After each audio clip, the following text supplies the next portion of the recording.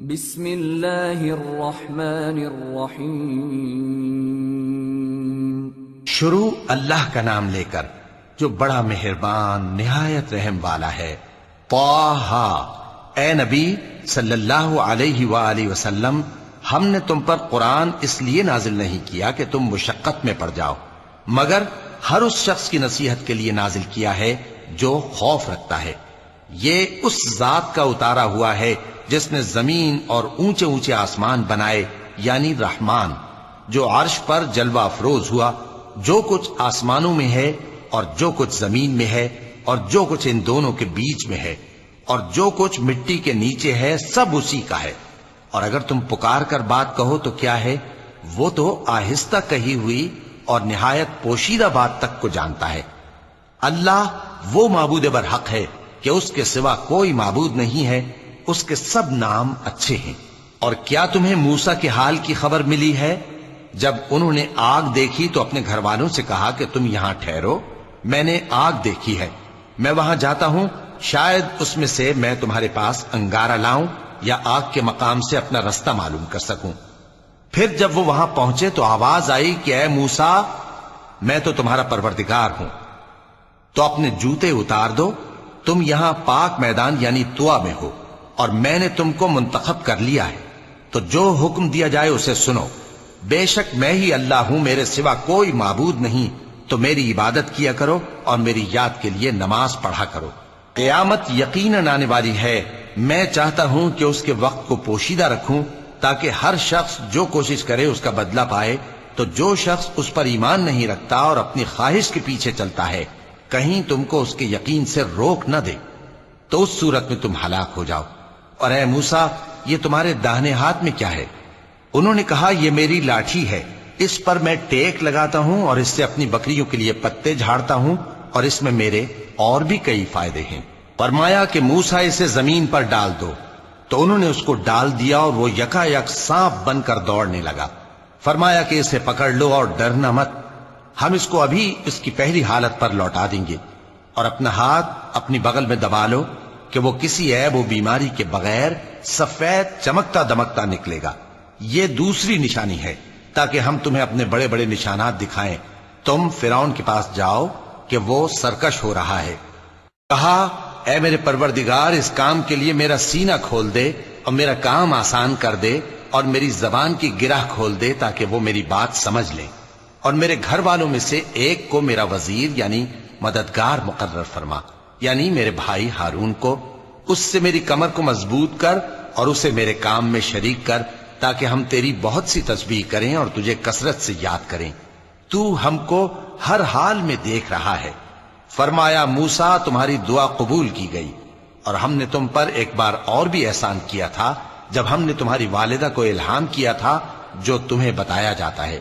وہ یہ تھا کہ اسے یعنی موسیٰ کو صندوق میں رکھو، پھر اس صندوق کو دریا میں ڈال دو، تو دریا اس کو کنارے پر ڈال دے گا، اور میرا اور اس کا دشمن اسے اٹھا لے گا۔ اور موسیٰ، میں نے تم پر اپنی طرف سے محبت ڈال دی، اور اس لیے کہ تم میرے سامنے پرورش پاؤ۔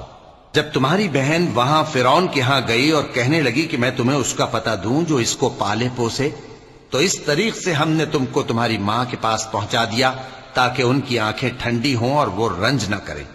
اور تم نے ایک شخص کو مار ڈالا تھا تو ہم نے تم کو غم سے نجات دی، اور ہم نے تمہاری کئی بار آزمائش کی، پھر تم کئی سال اہل مدین میں ٹھہرے رہے۔ پھر اے موسیٰ، تم ایک اندازے پر آ پہنچے، اور میں نے تم کو اپنے کام کے لیے بنایا ہے، تو تم اور تمہارا بھائی دونوں ہماری نشانیاں لے کر جاؤ، اور میری یاد میں سستی نہ کرنا۔ دونوں فرعون کے پاس جاؤ کہ وہ سرکش ہو رہا ہے، اور اس سے نرمی سے بات کرنا، شاید وہ غور کرے یا ڈر جائے۔ دونوں کہنے لگے کہ اے ہمارے پروردگار، ہمیں خوف ہے کہ وہ ہم پر زیادتی کرنے لگے یا زیادہ سرکش ہو جائے۔ اللہ نے فرمایا کہ ڈرو مت، میں تمہارے ساتھ ہوں کہ سنتا اور دیکھتا ہوں۔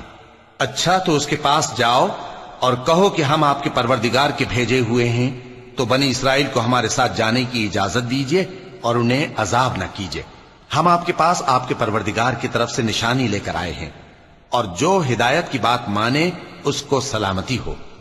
ہماری طرف یہ وحی آئی ہے کہ جو جھٹلائے اور منہ پھیرے اس کے لیے عذاب تیار ہے۔ غرض موسیٰ اور ہارون فرعون کے پاس گئے.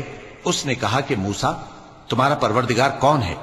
کہا کہ ہمارا پروردگار وہ ہے جس نے ہر چیز کو اس کی شکل و صورت بخشی پھر راہ دکھائی. کہا تو پہلی قوموں کا کیا حال ہوا؟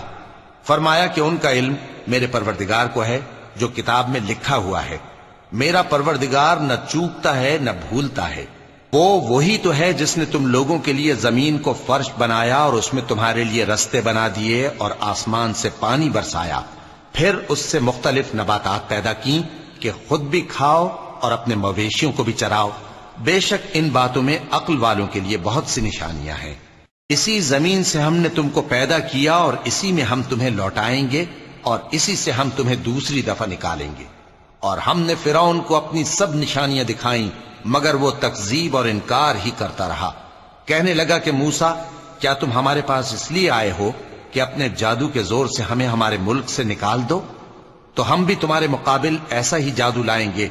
تو ہمارے اور اپنے درمیان ایک وقت مقرر کر لو کہ نہ تو ہم اس کے خلاف کریں اور نہ تم، اور یہ مقابلہ ایک ہموار میدان میں ہوگا.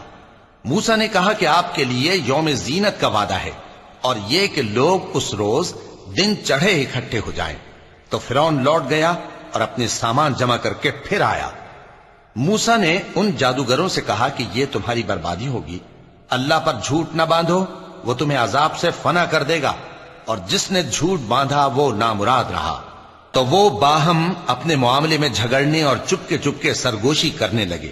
کہنے لگے یہ دونوں جادوگر ہیں، چاہتے ہیں کہ اپنے جادو کے زور سے تم کو تمہارے ملک سے نکال دیں اور تمہارے بہترین مذہب کو نابود کر دیں. تو تم جادو کا سامان اکٹھا کر لو اور پھر قطار باندھ کر آؤ. آج جو غالب رہا وہی کامیاب ہوا.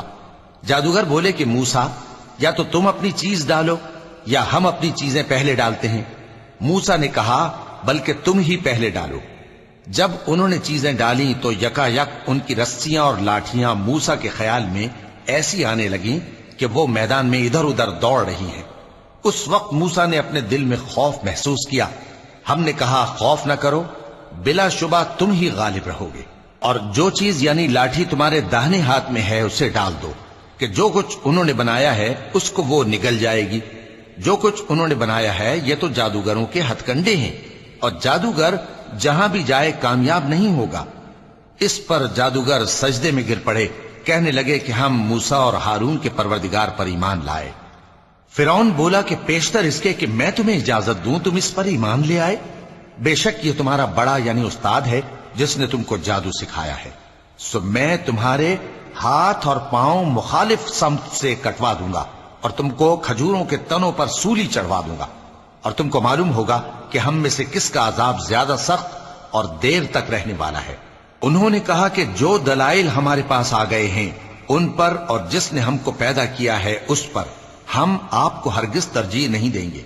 تو آپ کو جو حکم دینا ہو دے دیجئے، اور آپ جو حکم دے سکتے ہیں وہ صرف اسی دنیا کی زندگی میں دے سکتے ہیں. ہم تو اپنے پروردگار پر ایمان لے آئے تاکہ وہ ہمارے گناہوں کو معاف کرے اور اسے بھی جو آپ نے ہم سے زبردستی جادو کرایا. اور اللہ سب سے اچھا ہے اور ہمیشہ باقی رہنے والا ہے. جو شخص اپنے پروردگار کے پاس گناہگار ہو کر آئے گا تو اس کے لیے جہنم ہے جس میں نہ وہ مرے گا نہ جیے گا، اور جو اس کے روبرو ایماندار ہو کر آئے گا اور عمل بھی نیک کیے ہوں گے تو ایسے لوگوں کے لیے اونچے اونچے درجے ہیں، یعنی ہمیشہ رہنے کے باغ جن کے نیچے نہریں بہ رہی ہیں، ہمیشہ ان میں رہیں گے. اور یہ اس شخص کا بدلہ ہے جو پاک ہوا. اور ہم نے موسیٰ کی طرف وہی بھیجی کہ ہمارے بندوں کو راتوں رات نکال لے جاؤ، پھر ان کے لیے سمندر میں لاٹھی مار کر خشک رستہ بنا دو. پھر تم کو نہ فرعون کے آ پکڑنے کا خوف ہوگا اور نہ غرق ہونے کا ڈر. پھر فرعون نے اپنے لشکروں کے ساتھ ان کا تعاقب کیا تو سمندر کی موجوں نے ان پر چڑھ کر انہیں ڈھانک لیا یعنی ڈبو دیا. اور فرعون نے اپنی قوم کو گمراہ کر دیا اور سیدھے رستے پر نہ ڈالا. اے آل یعقوب، ہم نے تم کو تمہارے دشمن سے نجات دی اور تورات دینے کے لیے تم سے کوہ طور کی داہنی جانب مقرر کی اور تم پر من اور سلوہ نازل کیا، اور حکم دیا کہ جو پاکیزہ چیزیں ہم نے تم کو دی ہیں ان کو کھاؤ اور اس میں حد سے نہ نکلنا، ورنہ تم پر میرا غضب نازل ہوگا، اور جس پر میرا غضب نازل ہوا وہ ہلاک ہو گیا. اور جو توبہ کرے اور ایمان لائے اور عمل نیک کرے پھر سیدھے رستے چلے اس کو میں بخش دینے والا ہوں۔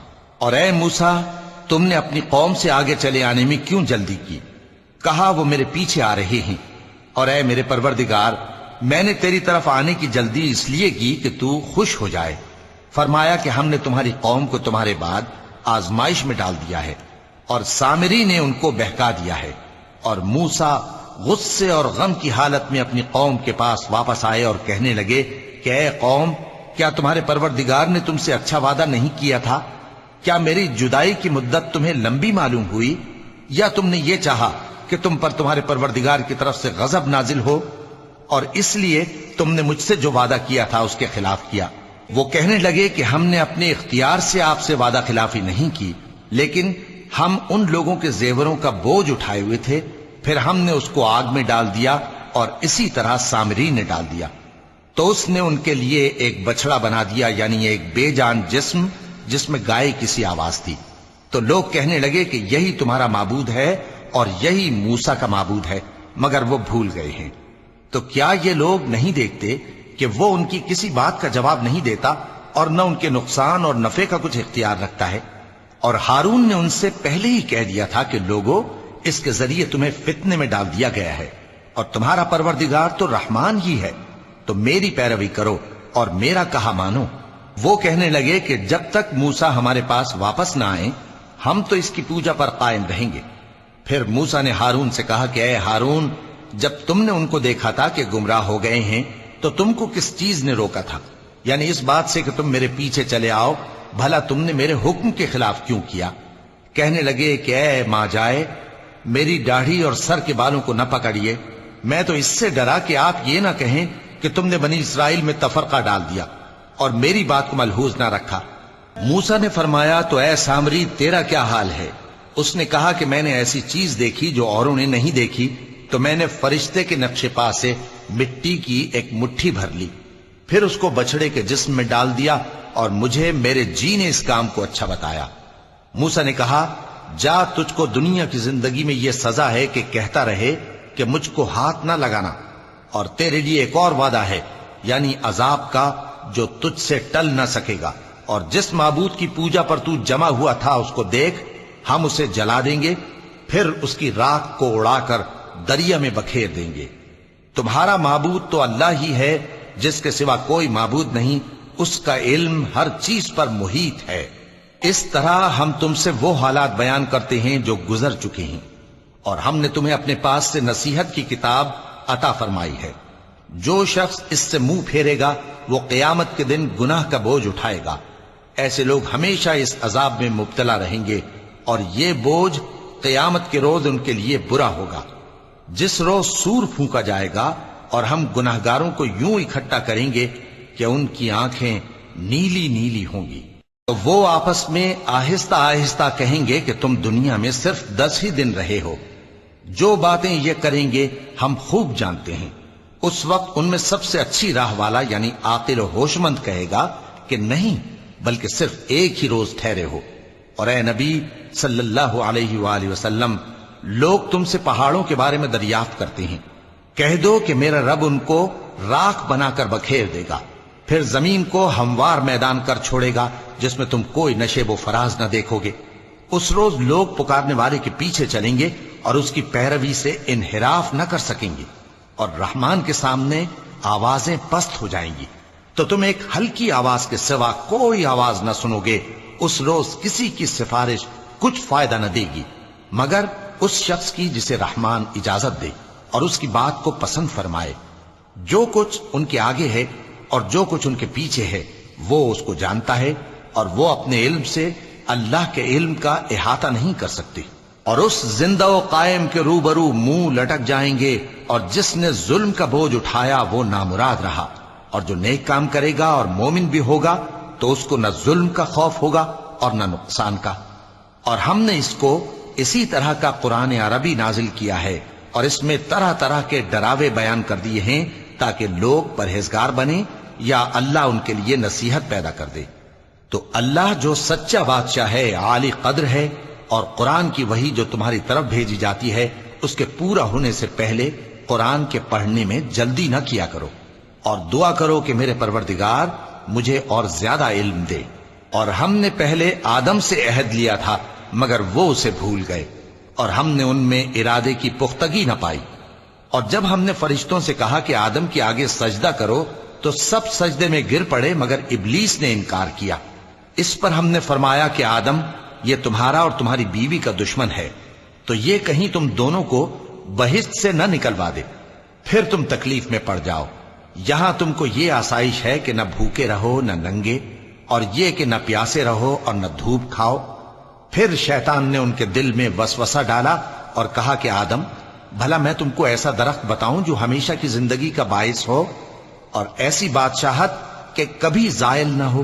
سو دونوں نے اس درخت کا پھل کھا لیا تو ان پر ان کی شرم گاہیں ظاہر ہو گئیں، اور وہ اپنے اوپر بہشت کے پتے چپکانے لگے۔ اور آدم نے اپنے پروردگار کے حکم کے خلاف کیا تو وہ اپنے مقصد سے بے راہ ہو گئے۔ پھر ان کے پروردگار نے ان کو نوازا تو ان پر مہربانی سے توجہ فرمائی اور سیدھی راہ بتائی۔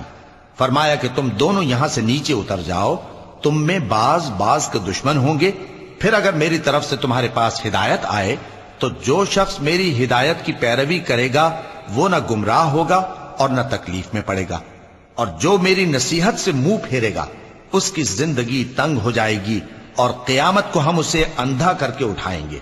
وہ کہے گا کہ میرے پروردگار، تو نے مجھے اندھا کر کے کیوں اٹھایا؟ میں تو دیکھتا بھالتا تھا۔ اللہ فرمائے گا کہ ایسا ہی چاہیے تھا، تیرے پاس ہماری آیتیں آئیں تو نے ان کو بھلا دیا، اسی طرح آج ہم تجھ کو بھلا دیں گے۔ اور جو شخص حد سے نکل جائے اور اپنے پروردگار کی آیتوں پر ایمان نہ لائے، ہم اس کو ایسا ہی بدلہ دیتے ہیں، اور آخرت کا عذاب بہت سخت اور ہمیشہ باقی رہنے والا ہے۔ تو کیا یہ بات ان لوگوں کے لیے موجب ہدایت نہ ہوئی کہ ہم ان سے پہلے بہت سے فرقوں کو ہلاک کر چکے ہیں جن کے رہنے کے مقامات میں یہ چلتے پھرتے ہیں؟ عقل والوں کے لیے اس میں بہت سی نشانیاں ہیں۔ اور اگر ایک بات تمہارے پروردگار کی طرف سے پہلے صادر اور جزائے اعمال کے لیے ایک میعاد مقرر نہ ہو چکی ہوتی تو نزول عذاب لازم ہو جاتا۔ پس جو کچھ یہ بکواس کرتے ہیں اس پر صبر کرو، اور سورج کے نکلنے سے پہلے اور اس کے غروب ہونے سے پہلے اپنے پروردگار کی تسبیح و تحمید کیا کرو، اور رات کی کچھ گھڑیوں میں بھی اس کی تسبیح کیا کرو، اور دن کے مختلف اوقات یعنی دوپہر کے وقت بھی، تاکہ تم خوش ہو جاؤ۔ اور کئی طرح کے لوگوں کو جو ہم نے دنیا کی زندگی میں آرائش کی چیزوں سے نوازا ہے تاکہ ان کی آزمائش کریں، ان پر نگاہ نہ کرنا، اور تمہارے پروردگار کی عطا فرمائی ہوئی روزی بہت بہتر اور باقی رہنے والی ہے۔ اور اپنے گھر والوں کو نماز کا حکم کرو اور اس پر قائم رہو۔ ہم تم سے روزی کے خواستگار نہیں بلکہ تمہیں ہم روزی دیتے ہیں، اور نیک انجام اہل تقوی کا ہے۔ اور کہتے ہیں کہ یہ پیغمبر اپنے پروردگار کی طرف سے ہمارے پاس کوئی نشانی کیوں نہیں لائے؟ کیا ان کے پاس پہلی کتابوں کی نشانی نہیں آئی؟ اور اگر ہم ان کو پیغمبر کے بھیجنے سے پیشتر کسی عذاب سے ہلاک کر دیتے تو یہ کہتے کہ اے ہمارے پروردگار، تو نے ہماری طرف کوئی پیغمبر کیوں نہ بھیجا کہ ہم ذلیل اور رسوا ہونے سے پہلے تیرے احکام کی پیروی کرتے۔ کہہ دو کہ سب نتائج اعمال کے منتظر ہیں، سو تم بھی منتظر رہو، ان قریب تم کو معلوم ہو جائے گا کہ دین کے سیدھے رستے پر چلنے والے کون ہیں اور جنت کی طرف راہ پانے والے کون ہیں، ہم یا تم ہے۔ صدق اللہ العظیم۔